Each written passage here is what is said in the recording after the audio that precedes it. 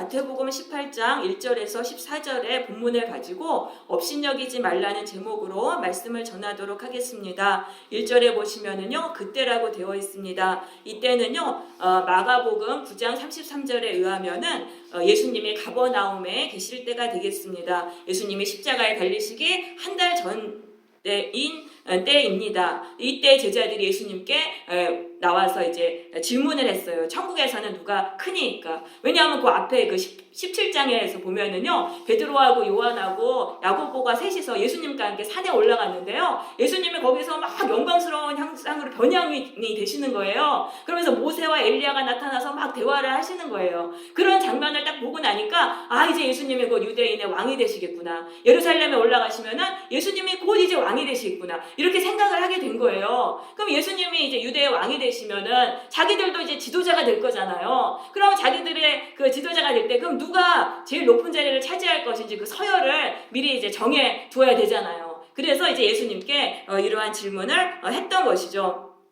그런데 예수님은요, 이전에 2번이나 제자들한테 말씀하셨어요. 내가 종교 지도자들에게 죽임을 당하리라, 내가 고난을 받고 죽임을 당하리라 2번이나 말씀하셨는데, 제자들은 그 말씀에는 하나도 관심이 없는 거예요. 오로지 내가 높아져가지고 높은 지위를 차지하는 그런 것에만 관심이 있었던 것입니다. 그래서 이처럼요, 우리는 듣고 싶어하는 것만 들리는 거예요. 우리의 귀에는 여러 얘기가 있는데 내가 관심 있는 거, 내가 듣고 싶은 것만 내 귀에 들리게 돼요. 그리고 진리를 말씀해 주셔도 그 진리도 내가 좋아하는 식으로 바꿔서 왜곡해서 해석을 해가지고 그렇게 듣습니다. 그렇기 때문에 우리가 예수님을 진정으로 따르기가 참 어려운 것입니다. 이런 것들을 버려야 돼요. 그래야지만 예수님을 이제 따를 수 있는 거거든요. 이 제자들은 어떤 제자들입니까? 3년 동안 예수님과 동거동락을 했던 제자들이에요. 그런데도 이들은 여전히 자신이 높아지기를 원하는 그런 명예욕에 끌려서 살았던 것이죠. 이처럼요, 인간은요, 자기를 높이려는 이 마음, 욕망이 아주 강력한 것입니다. 그래서 하와가 이 선악과를 따먹은 이유도 그거잖아요. 하나님보다 자신을 높이기 위해서. 그래서 이것이 아주 강력한 욕망이라는 것을 우리가 알 수가 있어요. 그러니까 이제 예수님이 어린아이를 데리고 이렇게 세우시고 말씀하셨어요. 너희가 돌이켜서 어린아이와 같이 되지 아니하면은 천국에 들어가지 못하리라. 그 당시 어린아이는요, 지금 어린아이들하고 달라요. 엄청난 무시를 받았어요. 사람 취급도 받지를 못했어요. 그래서 어린아이들은 마음이 가난하고 낮았습니다. 자기를 높이려는 마음이 정말 하나도 없었어요. 근데 그런 마음이 돼야지만은 천국에 들어갈 수 있다는 거예요. 지금 제자들처럼 누가 더 높아지느냐, 이런 마음을 가지고서는 아예 천국에 들어갈 수도 없다는 것입니다. 왜냐하면요, 천국은 어떠냐면 하나님만 높이는 그런 사람들이 들어가는 곳이 천국이에요. 그러니까 나를 높이려는 마음이 있어가지고 천국에 들어갈 수도 없는 것이죠.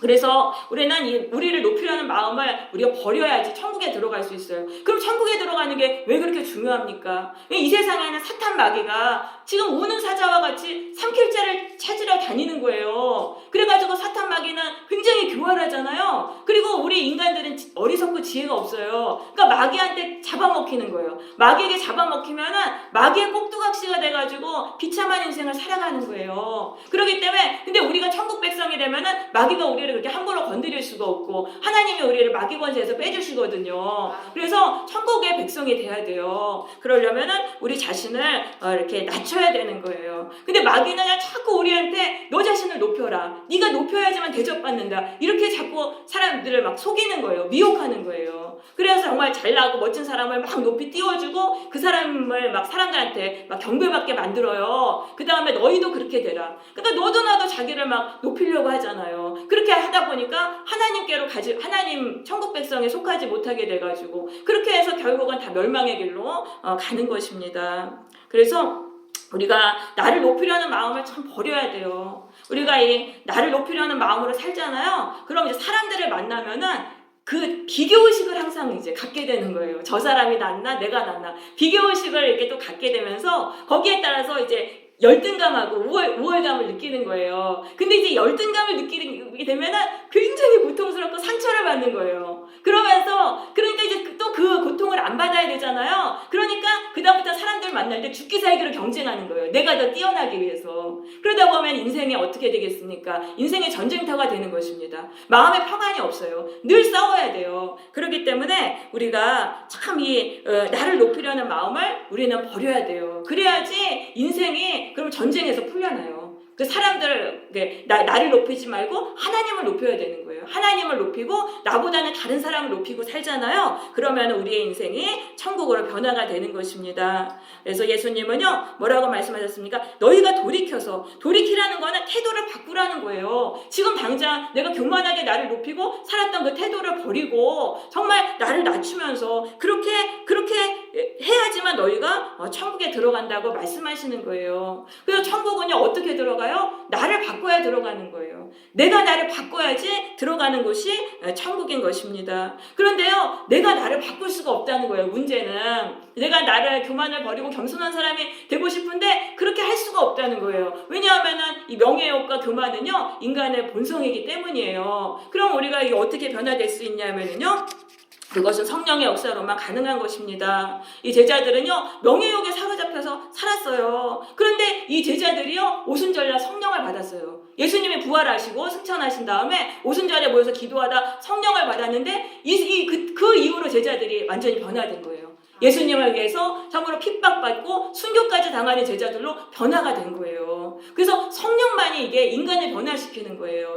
여러분 우리가 성령을 받으면은요 뭘 알게 되냐면은 하나님을 알게 돼요. 우리 창조주 하나님을 알게 되면서 하나님만이 가장 높임 받으셔야 되는 분이시구나 이걸 알게 되는 거예요. 그러면서 또 알게 된 건 뭐냐면 예수님이 나를 구원하시기 위해서 십자가에 달리셨구나. 내가 죄인이니까 나를 구원하시기 위해서 십자가에서 대신 죄값을 치르셨구나. 이걸 알게 되는 거예요. 그러면 이제 내가 자신이 어떻게 됩니까? 나는 예수님을 십자가에 못 박을 정도로 나는 악한 죄인이구나. 이렇게 깨닫게 되면서 거기서 명예욕이 다 깨지는 거예요. 명예욕이 거기서 깨지면서 그 다음에 우리의 마음이 한없이 낮아지게 되는 것이죠. 그래서 성령 받으면은요, 우리가 이 명예욕이 거기서 사라져요. 나를 높이는 삶이 아니라 하나님을 높이고 예수님을 위해서 내가 참으로 핍박받는 그런 삶을 우리가 살아가게 되는 것입니다. 성령을 받을 때만 명예욕이 죽게 되는 거예요. 그래서 우리가 자꾸 교회에 나와서 예배를 드리고 은혜를 받고 성령 받아야 돼요. 그러면은 자꾸 우리가 낮아지게 되는 것입니다.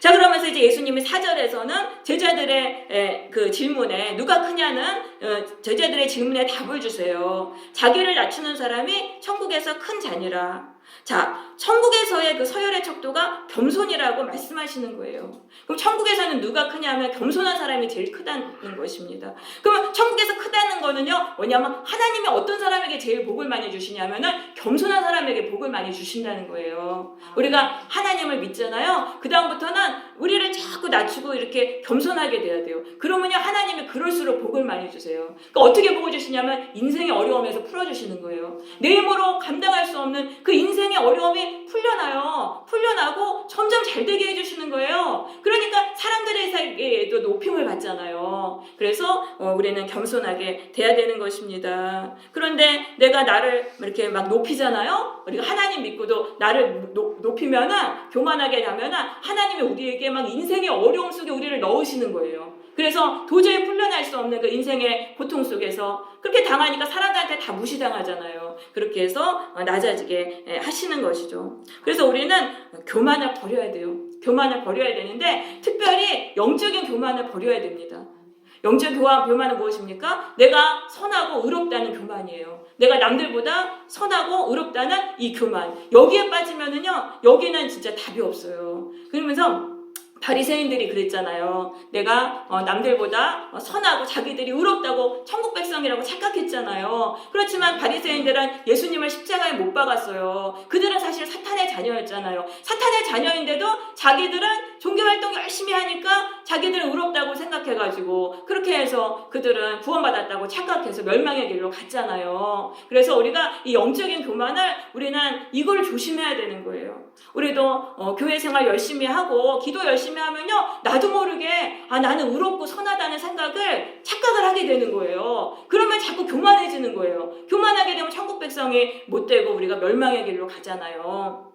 그래서 우리가 이 착각을 버리고 영적 교만을 버려야 되는 것입니다. 그래서 내가 벌레만도 못한 죄인이라는 것을 우리는 알아야 되는 거예요. 여러분, 벌레는요, 자기를 위해서 남을 해치지는 않아요. 물론 이제 자기가 먹어야 될 경우는 어쩔 수 없지만은. 근데 인간은 어떻습니까? 자기를 위해서 남을 배신하고 남을 해치는 게 인간이잖아요. 그래서 우리에게 다 그런 면이 다 있는 거예요. 그래서 내가 절대로 의롭고 선하다는 그런 이 착각을 우리는 버려야 되는 것입니다. 네.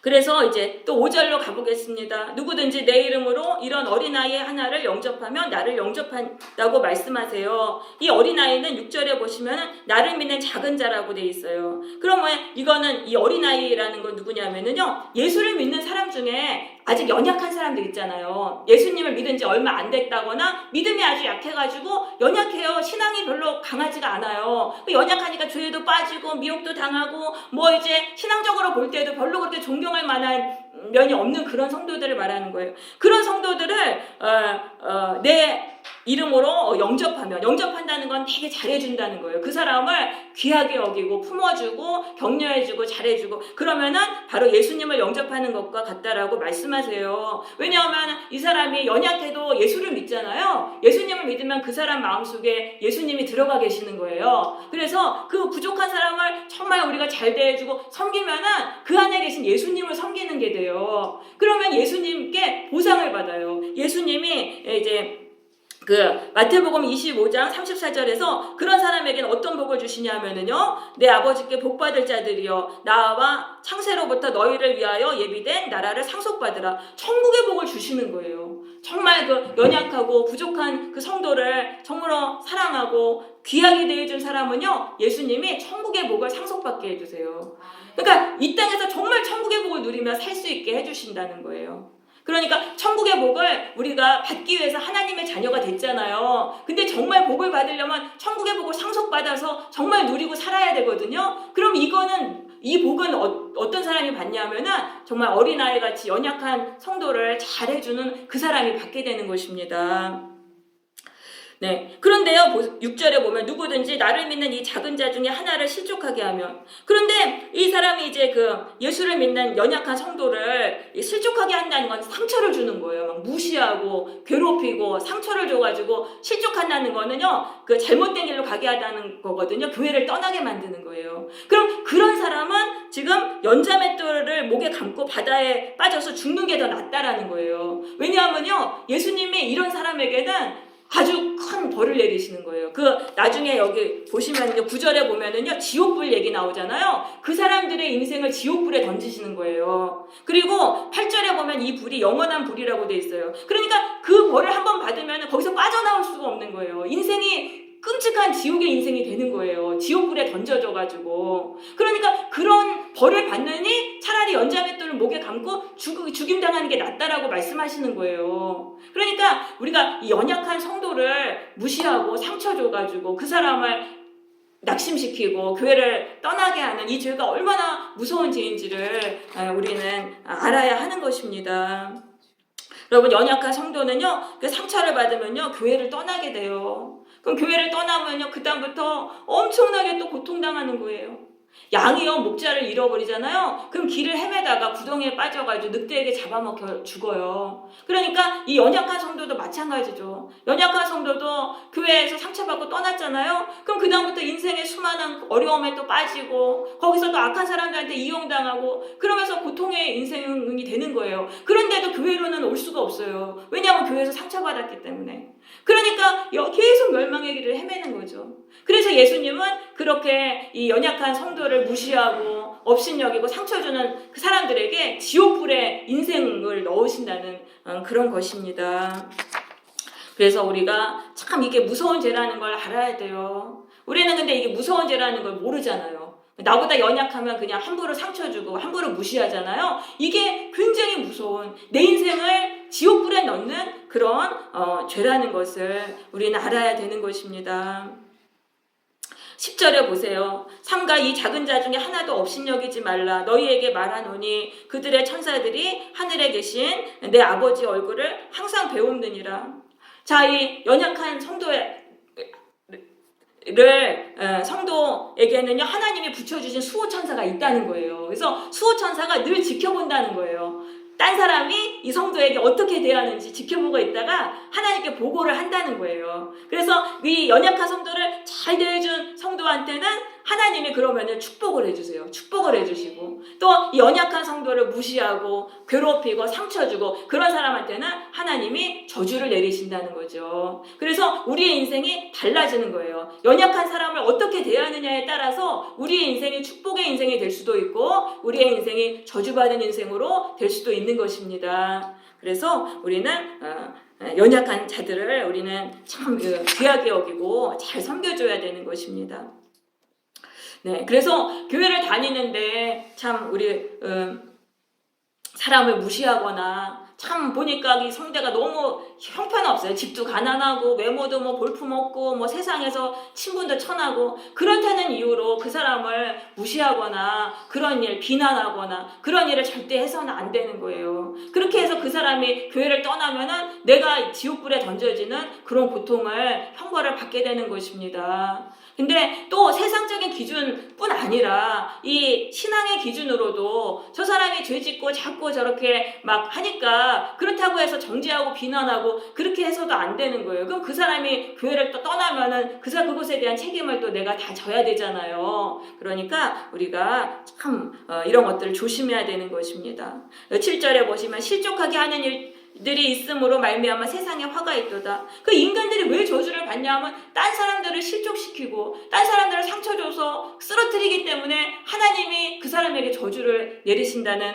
그러한 말씀인 것입니다. 여러분, 우리의 인생이요 굉장히 고통 속으로 들어왔다면 생각을 해봐야 돼요. 아, 내가 과거에 누구에게 연약한 사람에게 상처 준 일이 있지 않은가, 내가 교회를 다니는 누구에게 상처 준 게 있지 않은가, 그거를 생각을 해봐야 되는 거예요. 그것 때문에 내 인생이 지금 이렇게 됐다는 거예요. 그러면 이걸 풀어야 되잖아요. 그럼 이걸 풀려면 어떻게 되냐면 이게 생각이 났어요. 내가 누구한테 상처 줬다 생각났으면 십자가 앞으로 가는 거예요. 그거 죄를 가지고. 그래서 예수님, 제가 언제 어디서 누구에게 이러한 상처를 줬습니다. 이렇게 고백을 하는 거예요. 그러면서 예수님 십자가의 보혈로 이 죄를 씻어주세요. 계속 기도해야 돼요. 그러면은 보혈이 그 죄를 씻어내는 거예요. 그렇게 해서 씻겨져 나가면 우리가 용서받아요. 그 저주에서 풀려나는 거예요.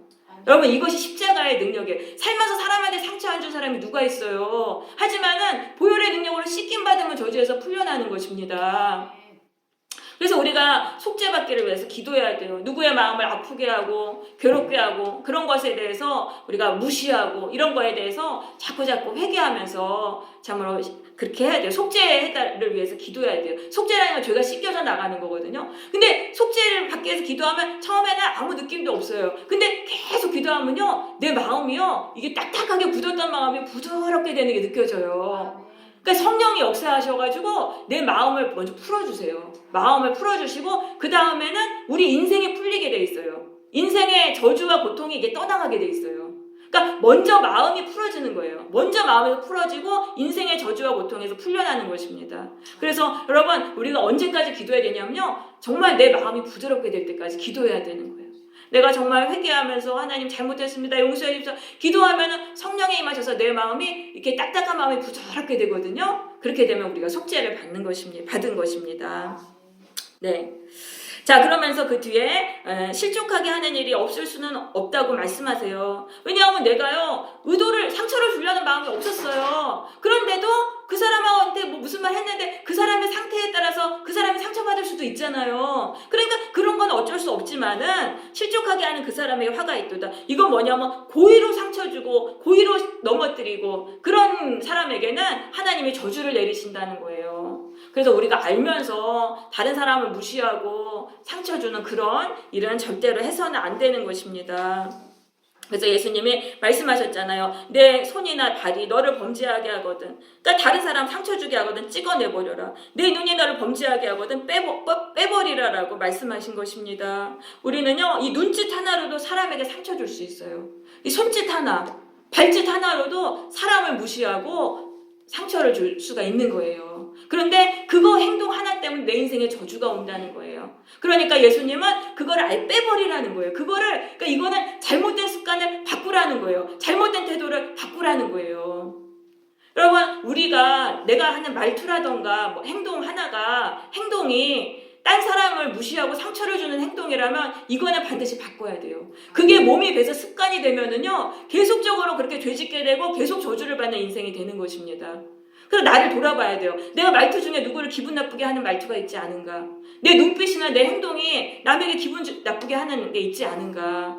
이거를 우리가 깨닫고 이거를 우리는 찍어내버려라, 빼내버려라. 지금 당장 하라는 거예요. 지금 당장 나를 고쳐야 되는 것입니다. 여러분 이거 고치라 그러면요 그래요. 조금씩 고치지 뭐 인간이 어떻게 금방 바뀌어? 그러면서 자꾸 조금씩 고치려고 그래요. 그러면 안 돼요. 우리가 조금씩 고치면은요 죄는요 또 몇 배로 더 자라나는 거예요. 그래서 고칠 수가 없는 거예요. 우리가 버리려면은요 단번에 버려야 되는 것입니다. 네.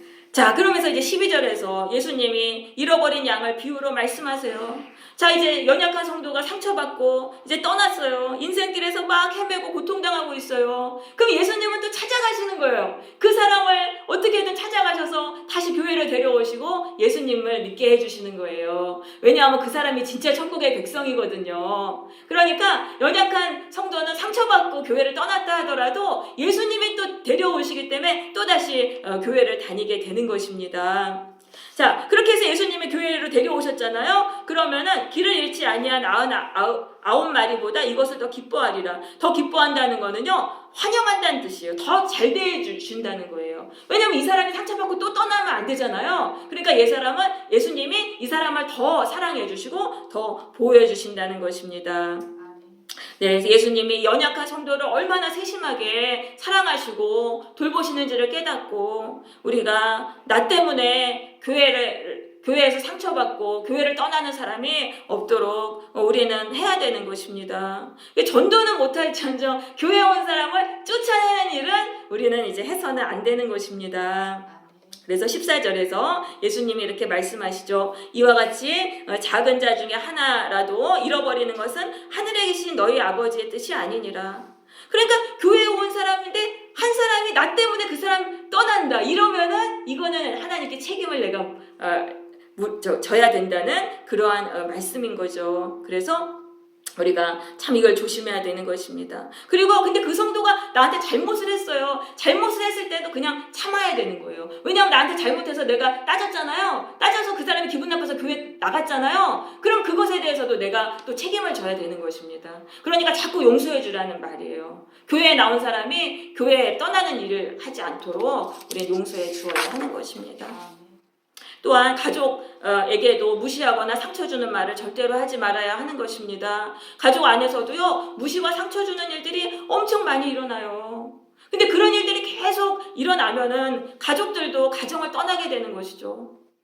여러분, 나의 가족들이 얼마나 소중한 자들입니까? 그들은요, 하나님이 함께 사랑하며 살라고 붙여주신 자들이에요. 그러니까 우리가 가족을요, 날마다 격려해주고 위로해주고 사랑해줘야 되는 거예요.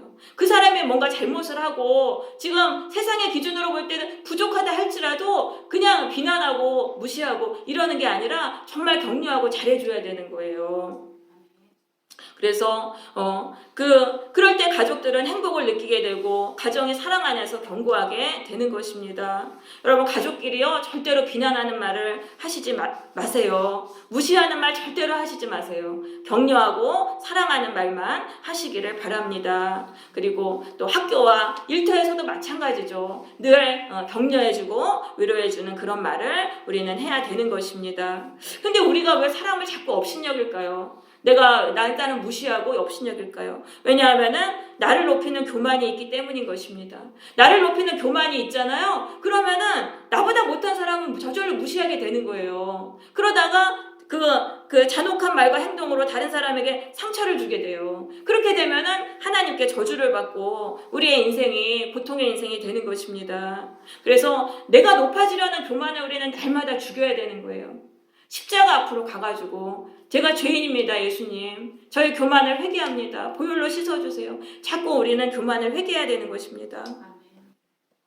그렇게 자꾸 회개하잖아요. 그럼 교만이 자꾸 이제 고침받아요. 교만에서 풀려나요. 마음이 낮아져요. 그럼 그 다음부터는 사람을 대할 때 정말 잘해주게 돼요. 마음이 내가 낮아지면 가식이나 위선이 없이 정말 다른 사람 잘해주게 되는 거예요. 그리고 우리가 사람을 또 왜 무시하냐면요. 세상의 가치관으로 사람을 판단하기 때문입니다. 이 세상은 사람을 어떻게 판단합니까? 돈과 외모와 명예 이런 것들로 사람을 판단해요. 그런데 이 세상의 가치관으로 판단을 하면은 우리도 연약한 자들을 무시하게 돼가지고 저주를 받게 되잖아요. 그래서 세상의 가치관을 버려야 돼요. 그리고 하나님의 가치관으로 우리가 가치관을 바꿔야 되는 거예요. 하나님은 어떤 사람을 귀하게 여기시냐면요. 믿음이 있는 사람을 귀하게 여기시는 거예요. 예수를 믿는 자를 하나님은 귀하게 여기셔서 그 사람한테 잘해주는 사람은 복 주시고 그 사람에게 나쁘게 하는 사람은 저주를 내리시는 거예요. 그러니까 우리도 하나님의 가치관으로 이걸 바꿔야 되는 거죠. 그래서 사람을 볼 때 뭐를 보냐면 그 사람이 예수님에 대한 믿음이 있는지를 그걸 보고 그게 있다면 정말 귀하고 존귀하게 우리가 여겨야 되는 것입니다. 여러분 교회를 다니면서도 아직도 세상의 가치관을 버리지 못함으로 인해서 참으로 사람들을 무시하고 그것으로 인해서 저주를 받고 있지는 않습니까? 이제는 나의 죄악된 가치관을 바꿔야 되겠습니다. 우리가 하나님의 가치관으로 바꿔야 되는 것입니다. 이제는 말씀을 마치겠습니다. 연약한 자를 무시하는 죄는요, 하나님께 무서운 저주를 받는다는 것을 깨닫고 이러한 죄를 당장에 버리시기를 바랍니다. 당장에 고치시기를 바라요. 그래서 인생의 저주에서 풀려나고 하나님께 축복을 받는 성도들이 되시기를 바랍니다. 아멘.